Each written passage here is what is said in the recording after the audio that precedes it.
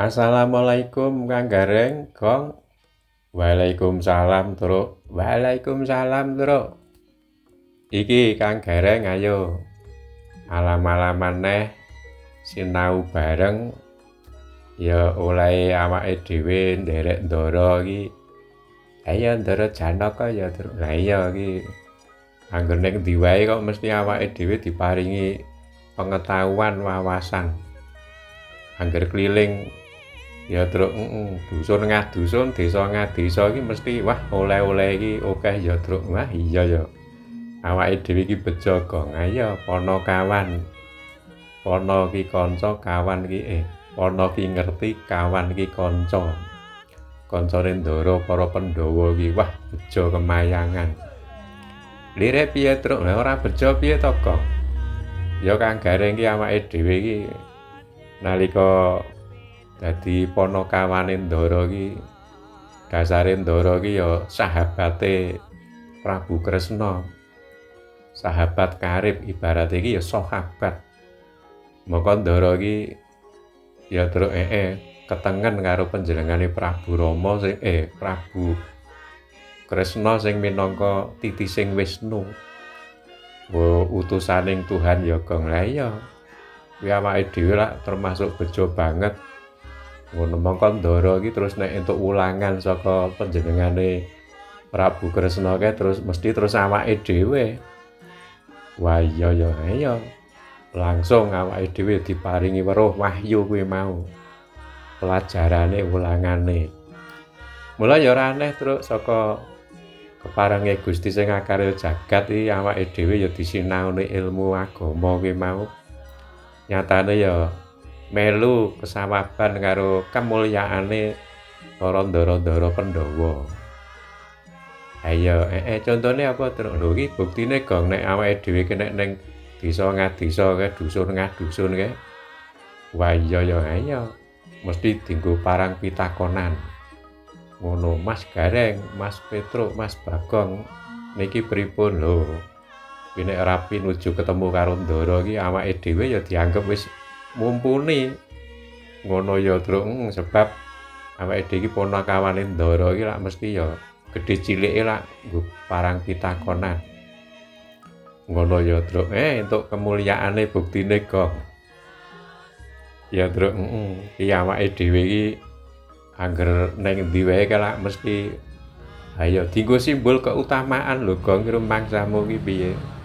Apa ya lho ki ya ki mula kayak biasane nek nggon daleme kanggo simbol keutamaan lak gambare para Ndara Pandhawa lho.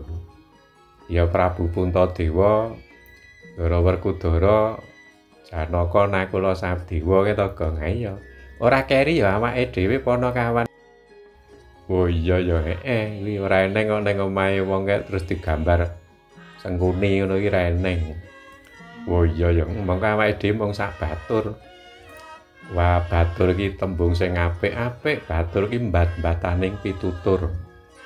Wo. Iki ayo sangu apa Gong? Lagi njajah desa Milangkori kelingan karo sing jenenge Tiwul. Wah iya ya nek pinuju kampir ana desa dusun kae.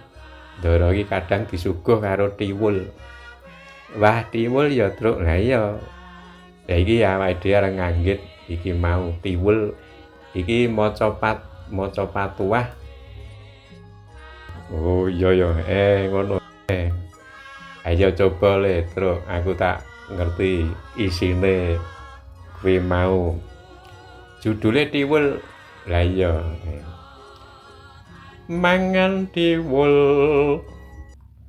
Seka Tiwul owel-ewul. Ana dhuwur lincah. Moyak-mayik ogal-agil. Tiwul tukul asli bumi tanah Jawa. Iki mau. Wah, asli tanah Jawa Tiwul ya, Truk. Lah iya kurang luwih lak ngono kae. Tiwul iki digawe saka pohung, Gong. Pohung kae diuncaki to.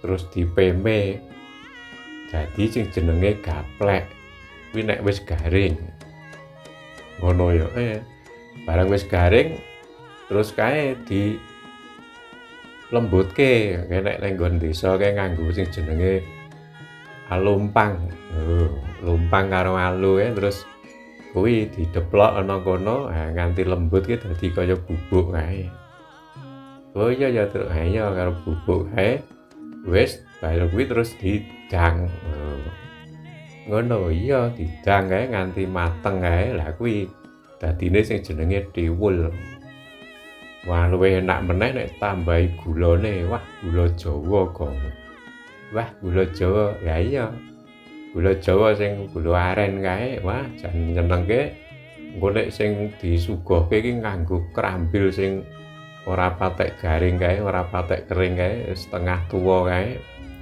wah mempur ngono kae wah jan kuwi elok tenan kok oh iya ya kuwi suguhan sing paling nyampleng kuwi mau ngono kuwi karbohidrat tok diwul iya ngono ya terus wis gulane terus karo anune kae krambile kae wah putih ngono kae wah iya ya terus nah iya kuwi kae nyenengke ngono kuwi mau kuwi olahan tiwul asli tanah Jawi ngono apa iya to terus lho ketoke ngono kok coba golek ana kowe ning endi daerah negara ngendi sing ana olahan tiwul ngono ki mbok kira lak ya urung eneng lah iya ya sing eneng mbok menawa eneng nggon dhewe iki ya ning Jawa kuwi mau tiwul iya ayo coba dibaleni neh terus oh iki lagune tiwul iki mau mangan tiwul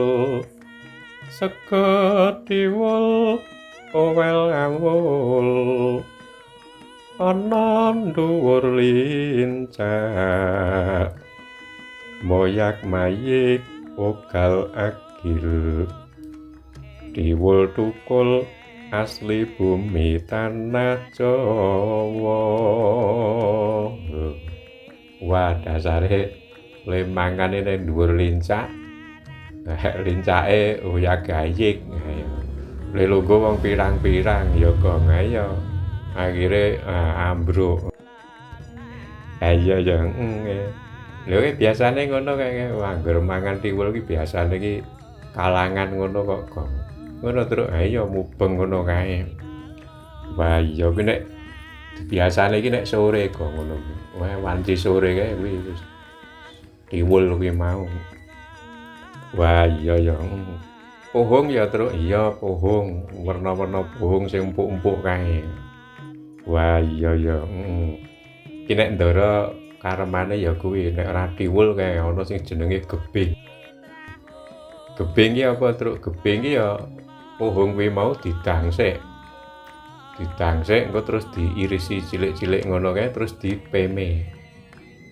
ngono dipeme bar dipeme terus digoreng kuwi iso dadi kripik ngono kae terus karo digawe gebing nek didang neh yoan ngono ya terus gawe maneh gatot ngono kae ya eneng meneh sing jenenge gatot kuwi gatot ya terus iya gatot kaca terus ya gatot kae ireng-ireng ngono kae wah iya ya memang olahan tradisine nenek moyange dhewe iki lak warna-warna ya gong ae ya sing akeh saka daun-daunan ya ana ngono wis jagung iki ya ana diolah maneka warna jenise barang siji iso diolah maneka warna bentuke ya truk rasane beda lho kuwi hebate ning ngono kuwi mau wah iya ya iki mau Kang Gareng oleh-oleh ya truk le nganggit ora ketang ya sak isa-isane awake dhewe wong jarakan awake dhewe iki dudu ahli sastra ora sekolah ning nggon perguruan tinggi sing bab sastra Jawa ngono ki ra iso mulai iki ya mung nganggit ngono wae ana kurang luwih ya sumangga bolong ngono ya truk wah iya ya truk lho ki jenenge berkreasi kok ngono kuwi ya mikir terus ya mikir wah jebule ngono mula ya ki gong nek arep sing jenenge arep nggawe karya iki jebule ya kudu konsentrasi penuh. Nek wong arep golek apa wae iki mesti ya ana godaane ya, Truk. Ya mesti eneng kuwi wis dadi sunatullah Gusti Allah kok kuwi kanggo nodi sepira oleh kepengin semangate kuwi mau kok. Ngono ya. Iya ya. Ngono ya Kang Gareng Gong. Sesuk ketemu meneh. Ayo. Ya Kang Gareng. Ya Petruk. Wassalamualaikum warahmatullahi wabarakatuh.